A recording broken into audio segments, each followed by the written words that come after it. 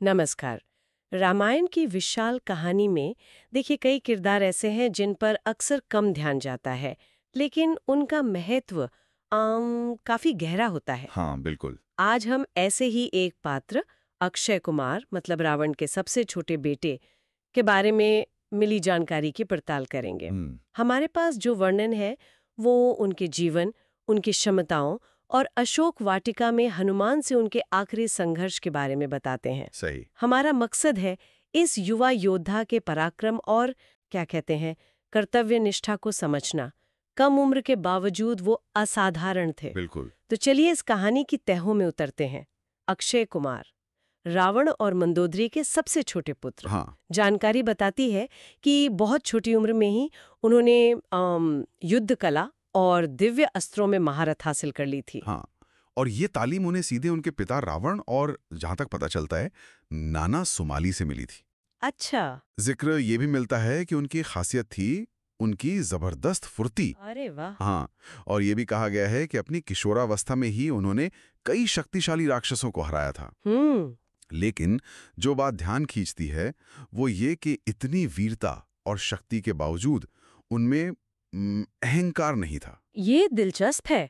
मतलब शक्ति तो थी, पर विनम्रता भी। बिल्कुल। वे अपने पिता और अपने कुल के प्रति मतलब पूरी तरह समर्पित थे। जब हनुमान ने अशोक वाटिका को उजाड़ा ना, हाँ। तो जैसा वर्णन मिलता है, अक्षय कुमार एकदम क्रोध और अपने कुल के सम्मान की रक्षा की भावना से भर उठे। उन्होंने खुद आगे बढ़कर रावण से युद्ध में जाने की इजाजत मांगी। अच्छा। खुद से। हाँ। खुद से।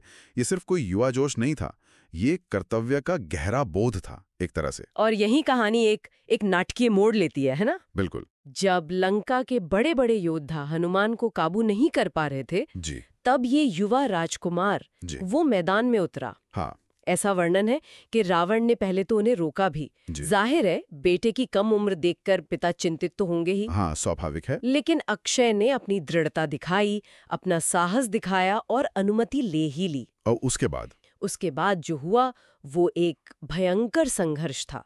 अक्षय कुमार ने अपने युद्ध कौशल और अपनी तेजी से हनुमान तक को चौंका दिया था। सच में? हनुमान को भी। हाँ। कुछ वर्णन तो यहाँ तक कहते हैं कि हनुमान ने भी मन ही मन अक्षय की वीरता को सराहा।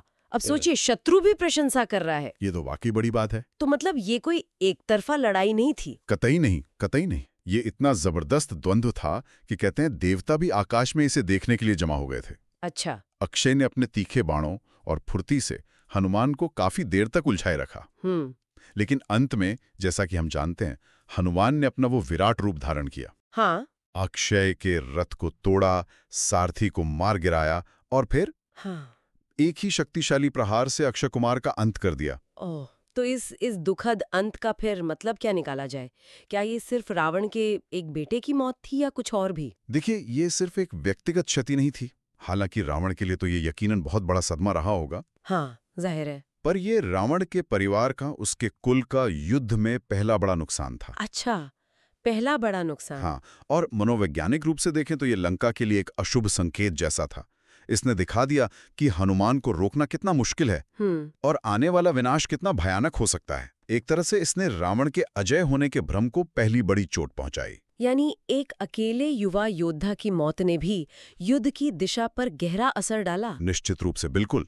अक्षय कुमार की कहानी एक बहादुर, कुशल और कर्तव्यपरायण नौजवान की दुखद गाथा है। उनका चरित्र हमें याद दिलाता है कि रामायण सिर्फ राम और रावण या बस मुख्य नायकों की कहानी नहीं है। सही कहा। इसमें ऐसे कई छोटे पर बहुत महत्वपूर्ण किरदार हैं जो कहानी को परतें और गहराई देते हैं। तो अंत में एक विचार के साथ छोड़ते हैं अपने सुनने वालों को। हाँ। अगर अक्षय कुमार जैसे युवा और इतने सक्षम पात्र मान लीजिए युद्ध में जीवित रहते या उनकी नियति कुछ और होती, तो क्या रामायण की कथा का रुख कुछ और हो सकता था? सोचने वाली बात है। अक्षय कुमार का जीवन और उनका अंत हमें महाकाव्यों में दिखाए गए कर्तव्य, युवावस्था की क्षमता और अंत भाग्य की भूमिका के बारे में क्या सोचने पर मजबूर करता है।